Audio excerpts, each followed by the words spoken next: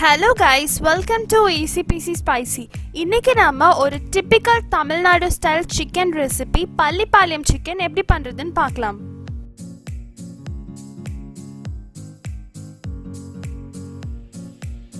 இத பண்றதுக்கு first ஒரு panல coconut oil add பண்ணிக்கணும். oil நல்லா heat ஆனதுக்கு அப்புறமா இதுல ஜீரகம் and சோம்பு add பண்ணிக்கணும். இப்போ வந்து காரத்துக்கு நான் அதில் ரெட் சில்லிஸ் ஆட் பண்ணிக்கிறேன். இந்த மாதிரி ரெண்டாக உடைச்சு இந்த டிஷ்க்கு வந்து நம்ம கண்டிப்பாக ரெட் சில்லிஸ் தான் யூஸ் பண்ணோம்.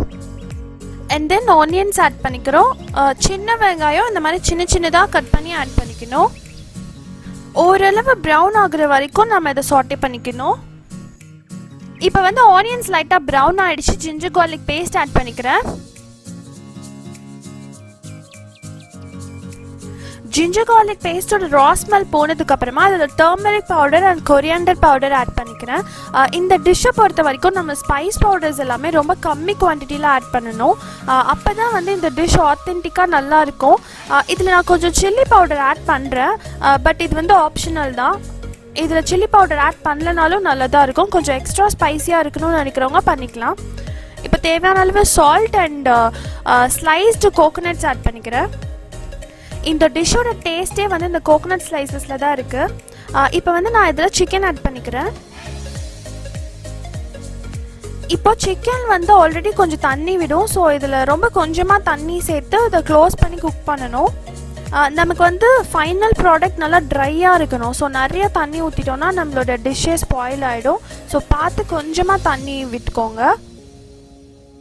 ஒரு 10 to 15 மினிட்ஸ் இதை க்ளோஸ் பண்ணி குக் பண்ணால் போதும். அதுக்கப்புறம் ஓப்பன் பண்ணியே குக் பண்ணணும். அப்போ தான் வந்து இதில் வாட்டர் சீக்கிரம் ட்ரை அவுட் ஆகும். இப்போ இதில் கொஞ்சம் கொரியாண்டர் லீவ்ஸ் ஆட் பண்ணிக்கிறேன். இப்போ வந்து வாட்டர் ஓரளவு நல்லாவே ட்ரை அவுட் ஆகிடுச்சு. ஆயிலெலாம் பிரிஞ்சு வந்துடுச்சு. இந்த ஸ்டேஜில் நான் cumin பவுடர் ஆட் பண்ணிக்கிறேன், ஜீரகத்தூள். இப்போ வந்து சிக்கன் நல்லா ட்ரை ஆகிடுச்சு. இந்த ஸ்டேஜில் வந்து கொஞ்சம் பெப்பர் பவுடர் ஆட் பண்ணிக்கலாம். பெப்பர் பவுடர் வந்து நம்ம முன்னாடியே ஆட் பண்ணோன்னா கொஞ்சம் கசப்பாகிடும். ஸோ இந்த ஸ்டேஜில் ஆட் பண்ணால் தான் கரெக்டாக இருக்கும்.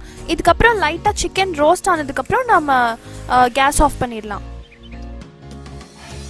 இந்த லாஸ்ட் ஸ்டேஜில் வந்து நான் கொஞ்சம் fresh coconut pieces and curry leaves add பண்ணிக்கிறேன். கறி லீவ்ஸ் வந்து எப்பயுமே நம்ம இந்த மாதிரி சிக்கன் ரோஸ்ட் மட்டன் ரோஸ்ட்டுக்கெலாம் லாஸ்ட்டாக ஆட் பண்ணால் தான் அது ரொம்ப நல்ல ஃப்ளேவர் கொடுக்கும். இப்போ வந்து நம்ம கேஸ் ஆஃப் பண்ணிடலாம். ஏன்னா நான் வந்து சிக்கன் நல்லாவே ரோஸ்ட் ஆகிடுச்சு. இப்போ நம்மளோட பள்ளிப்பாளையம் சிக்கன் சூப்பராக ரெடி ஆகிடுச்சு. இதில் வந்து நம்ம ஆட் பண்ணியிருக்க அந்த கோகோனட் ஸ்லைசஸோடு நம்ம சிக்கனை வச்சு சாப்பிடும்போது ரொம்ப நல்லாயிருக்கும். கண்டிப்பாக இது எல்லோரும் வீட்டில் ட்ரை பண்ணி பாருங்கள். ஏன்னா வந்து இது ரொம்ப சிம்பிளான ஒரு ரெசிபி தான். கண்டிப்பாக எல்லோரும் ட்ரை பண்ணி பாருங்கள்.